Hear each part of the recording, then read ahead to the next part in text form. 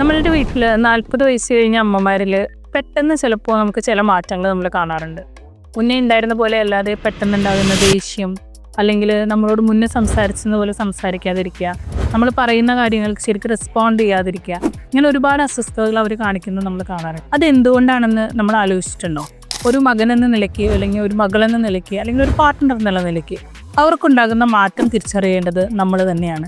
ഒരു പക്ഷേ ഇത് അവരുടെ ആർത്തവ വിരാമ ലക്ഷണങ്ങളായിരിക്കാൻ സാധ്യതയുണ്ട്.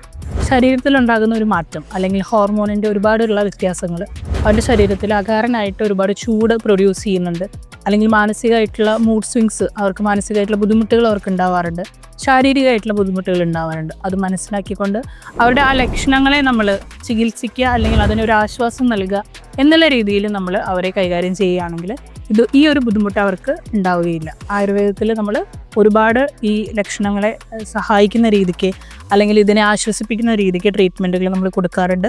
അകത്തേക്ക് മരുന്നുകൾ നമ്മൾ നൽകാറുണ്ട്. അതുപോലെ തന്നെ മാനസികമായിട്ടുണ്ടാകുന്ന പിരിമുറുക്കത്തിന് നമുക്ക് കൗൺസിലിംഗ്, അല്ലെങ്കിൽ സൈക്കോതെറാപ്പി മുതലുള്ള ട്രീറ്റ്മെൻറ്റുകൾ നമ്മൾ കൊടുക്കാറുണ്ട്. സോ അവരെ തിരിച്ചറിഞ്ഞ് അവരുടെ കൂടെ നിൽക്കുക.